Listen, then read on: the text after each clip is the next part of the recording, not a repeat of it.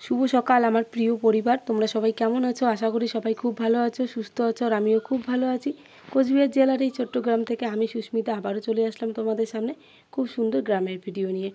তো সকালে ঘুম থেকে উঠেছি, উঠেই চলে এসেছি বাইরে। আর আমার বর আমার চেয়েও আরও সকালে উঠেছে, মানে আমার বর, আমার শাশুড়ি মা উঠে এই দেখো আমার বর একদম সবজি খেতে জল দেওয়া শুরু করে দিয়েছে। তার আগে তো আরও কাজ করেছে, কি পরিষ্কার করলো, করে এখন এই যে জল দিচ্ছে 6:30। আর আজকের ওয়েদারটা খুব সুন্দর, মানে কি বলবো, সুন্দর একটা সকাল, এত ভালো লাগছে না, মানে প্রাকৃতিক একটা সুন্দর পরিবেশ, একদম মানে কি বলবো ঠান্ডা হাওয়া, তার মধ্যে হচ্ছে মানে সব কিছু যেন একদম নিস্তব্ধ চুপচাপ। আর নাহলে তো এই কয়েকদিন ধরে যা গরম দিয়েছে তোমাদের কি বলবো, বলার মতো না। এই সময় তো মানে 6টা বাজলেই রোদ ওঠা শুরু হয়, কিন্তু আজকে 6:30 বাজে, 6:30টারও হয়তো এখন একটু বেশি হয়েছে, 6:45 হয়ে গেছে। কিন্তু দেখো বাইরের ওয়েদারটা একদম রোদ নেই, মেঘলা মেঘলা আকাশ, মানে শরীরের মধ্যে ঠান্ডা হাওয়াটাও লাগছে, খুব ভালো লাগছে। তো এই দেখো, দেখলেই বুঝতে পারবে তোমরা, বাইরের দিকটা হাওয়া চালিয়েছে খুব সুন্দর, গাছের পাতাগুলো নড়ছে। আর আমার বর এদিকে একদম মানে কি বলবো, ও তো আরও সকালে উঠেছে, উঠে কাজ করা শুরু করে দিয়েছে, মানে সবজি খেতে আর কি জল দিচ্ছে। কারণ যা গরম এখন, রোজ দিন দুবেলা করে জল দিতেই হয়, কারণ না হলে একদম গাছ ঠাস শুকিয়ে একদম শেষ। আমাদেরই অবস্থা খারাপ, আমরা বারবার জল খাই, তাহলে তো ওদেরও তো জল দিতে হবে, তাই না? তো এদিকে সব কিছুর মধ্যে জল দিল, আর এইদিকে জমিটাও তো পরিষ্কার করা হয়ে গেছে। তো ভাবলাম যে এখানে দাঁড়িয়ে তোমাদের সঙ্গে কথা বলি, তাহলে ভালো লাগবে আর কি দেখতেও। তো এই দেখো, তো এদিকে চলে আসলাম এখন সামনের দিকে আর কি, বাড়ির সামনে, কারণ পাশ দিয়ে একদম ট্রেন যাচ্ছিলো, তো এর জন্য ক্যামেরাটা বন্ধ করে রাখলাম। তো মানে ট্রেন এত যায় আমাদের বাড়ির সামনে দিয়ে, কি বলবো, বলার মতো না, একটু পরপর ট্রেন যায়, একটু পরপর ট্রেন যায়। তো আজকে সকাল সকাল উঠেছি, তার কারণ আছে একটা, মানে যাওয়ার কথা ছিল আমার বাপের বাড়িতে। তো আর মানে কি বলবো, তোমাদের একটা ফোন চলে এসছে, তো আর যাওয়া হবে না। তো তোমাদের সঙ্গে পরে আর কি সবটাই শেয়ার করবো, তো তোমরা পুরো ভিডিওটা দেখবে আর কি, তাহলেই বুঝতে পারবে। এত আনন্দ মানে ছিল একটা মনের মধ্যে, যাব তো মানে কি বলবো, সেটা একদম নষ্ট হয়ে গেলো ফোনটা আসার পর। তো চলো এখন গিয়ে কাজকর্মে লাগি, বাসি কাজকর্মে, অনেকটাই বেলা হয়ে গেল। তো তোমরা ভিডিওটা দেখতে থাকো। আর এই যে আমার বর জল দিচ্ছে এখনো, এই দেখো। আর আমাদের গোলাপ ফুল দেখো এখন আবার নেই, গোলাপ ফুল একদম শুকিয়ে গেছে। এই গোলাপ ফুলগুলো পড়বে, তারপর আবার ফোটা শুরু হবে আর কি। ও কি সুন্দর হাওয়া, এই দেখো সেই সুন্দর হাওয়া দিয়েছে। তো চলো তোমরা ভিডিওটা দেখতে থাকো।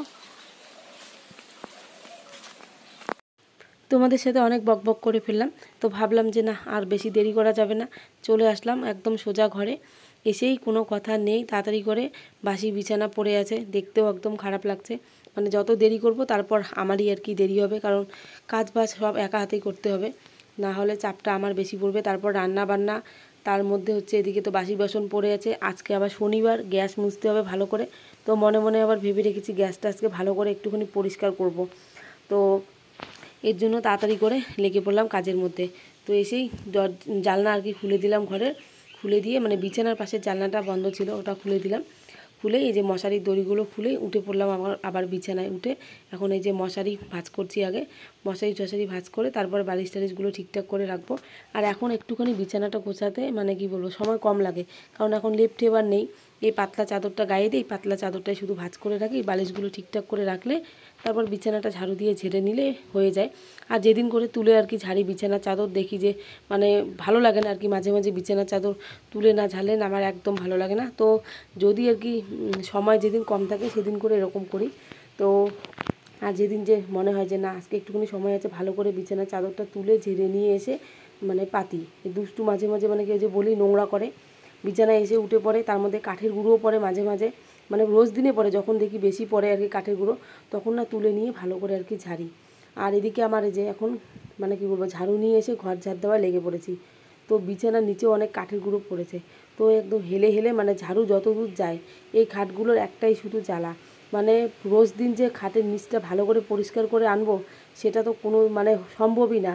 মানে মাঝে মাঝে মনে করো মাসে একবার বা 15 দিন পরে একদিন এরকম করে, মানে লম্বা একটা বাঁশের মতো লাঠি নিয়ে তার মাঝখানে ঝাড়ু একদম বেঁধে ওইভাবে আর কি ঝাড় দিতে হয়। আর ওইভাবে ঝাড় দিলে মানে কি বলবো তোমাদের, মানে কোমরও ব্যথা হয়, সময়ও লাগে, আবার পরিষ্কার না করলেও ভালো লাগে না। তবু দেখো ঝাড় দিয়ে অনেক কাঠের গুঁড়ো নোংরাও বের করেছি। তো খাটটা যেদিন খুলবো সেদিন মানে কি বলবো, ভালো করে নিচ টিচ পরিষ্কার করব। কবে যে খুলতে পারবো মানে আমার ভালোও লাগছে না, আমার বর আর কি সময় পাচ্ছে না জন্যই ধরতে পারছি না। আর এদিকে আমার বিছানাটা তোমরা মানে কি বলবো, দেখতেই তো পারলে একদম এলোমেলো। তো এই এলোমেলোটা করে দিয়েছে আমার ছোট্ট সোনাই। মানে ওর বাবা ওকে বকা দিয়েছে যে ঘুম থেকে এত দেরি করে উঠলে হবে। আমরা কত সকালবেলা উঠেছি, সকাল সকাল উঠে মানুষ মানে বই নিয়ে বসে, তাহলে পড়া মনে থাকবে, বাজে অভ্যাস, মানে এরকম করে বকা দিচ্ছিল। এই যে রাগ উঠে গেছে, বিছানা চাদর টেনে আমার একদম মানে কি বলবো, বালিশ মশারি যা ছিল সব উল্টো পাল্টা করে দিল। আর কত আমি গোছাবো বলো, আমি ওইভাবে রেখে দিলাম, থাক একবার তো গুছিয়েছি, পরে যখন সময় পাবো আবার গোছাতে হবে। তো এদিকে সোজা চলে আসলাম, ঘর দোয়া সব ঝাড় দিয়ে এখন রান্নাঘরে। তো রান্নাঘরে এসে যেই জিনিসপত্রগুলো গ্যাসের যা যা থাকে, প্লেট, তারপর এদিকে হচ্ছে এগুলোকে বার্নার বলে হয়তো, তো ঠিকঠাক বলতেও পারলাম না, যদি ভুল হয়ে থাকে অবশ্যই তোমরা কমেন্টে আর কি বলে দিও আমাকে। তো ওগুলো আর কি খুলে নিলাম, এগুলো না নোংরা হয়েছে অনেক, আর আগুন আর কি ভালো করে না বেরোতে চায় না। তো তারপর এতটা পরিষ্কার হয়েছিল ঘষার পর, একদম চকচকে বানিয়ে ফেলেছে। সব কিছু কলের পাড়ে রেখে এসে এদিকে এখন গ্যাসটা একদম পরিষ্কার করে ঘষে নিচ্ছি সাবান আর সোপা দিয়ে। একদম মানে কি বলবো, গ্যাস পরিষ্কার বানিয়ে ফেলেছিলাম, গ্যাসটাও একদম চকচক করছিল, আর নিচের দিকটাও একদম ঘষে ঘষে পরিষ্কার করছি, কারণ তেল তেল অনেক পড়ে। তো চলো একবারে স্নান দান করে তোমাদের সাথে কথা হচ্ছে। স্নান করা কমপ্লিট করেই কোনো কথা নেই, তাড়াতাড়ি করে ঠাকুর ঘর, তারপর তুলসীতলা ধুয়ে দিয়েই এসেই রান্না বসিয়ে দিয়েছি, কারণ বেলা হয়েছে অনেকটা, মানে কাজ বাজ করতে করতে এদিকে মানে রান্নার সময় হয়ে গেছে। সকালের দিকে আর কি, এখন তো বড়দিন না, সকালের দিকে আবার কিছু না খেলে খুব খিদে পায়, সেদ্ধ ভাতে হোক বা এদিকে অন্য কিছু হোক আর কি। তো এসে কি করলাম, সেদ্ধ ভাত আর কি বসিয়ে দিয়েছি। আর কালকে রাতের না অল্প একটুখানি বাসি ভাত ছিল, তো এর জন্য আলু ভাজা করলাম অল্প করে। আলু ভাজা করে মা আর মেয়ে দুজনে মিলে খেলাম, কারণ ভাত নষ্ট একদম করা যাবে না, তার মধ্যে ভাতটা একদমই ভালো, এর জন্য জল দিয়ে বাসি ভাত আর কি খেলাম, পান্তা ভাত বলতে পারো।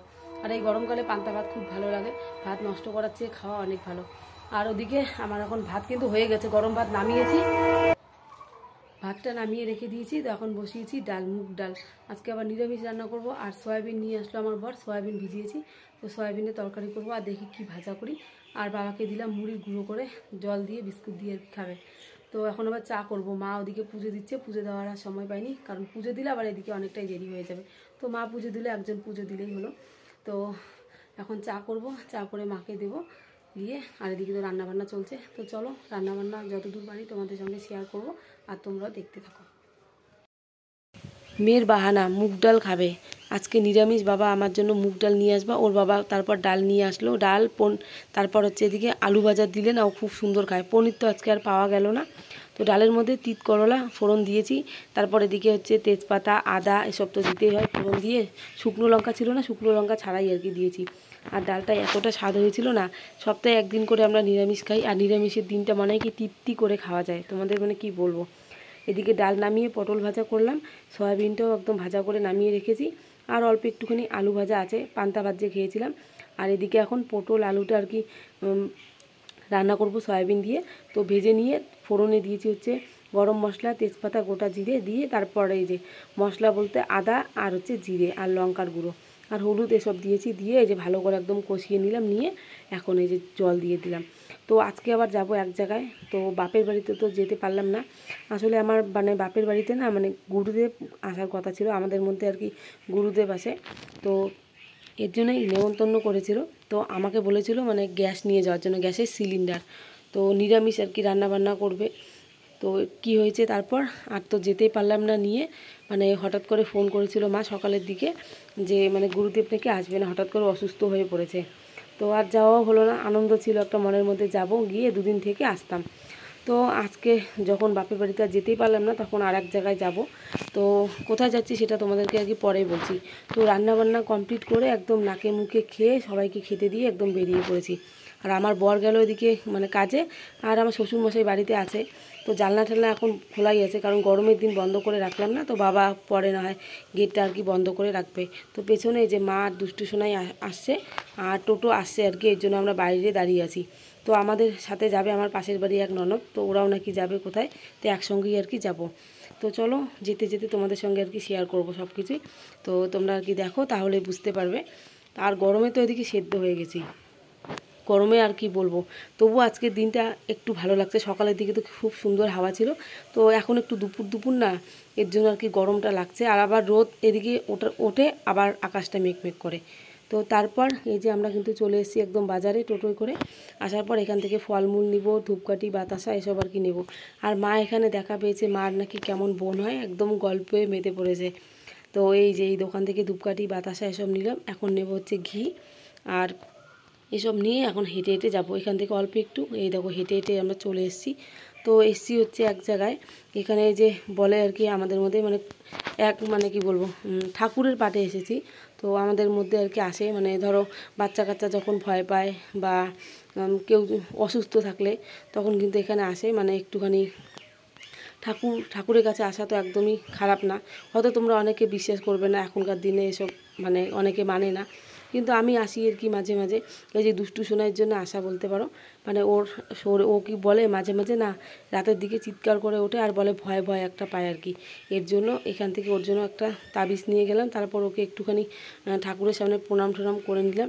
তো এই যে দেখতেই পাচ্ছ এখানে যে লোকটা বসে আছে তাকে দেখতেই পাচ্ছ তোমরা, তার পরিবারের লোকও তার পাশে আছে।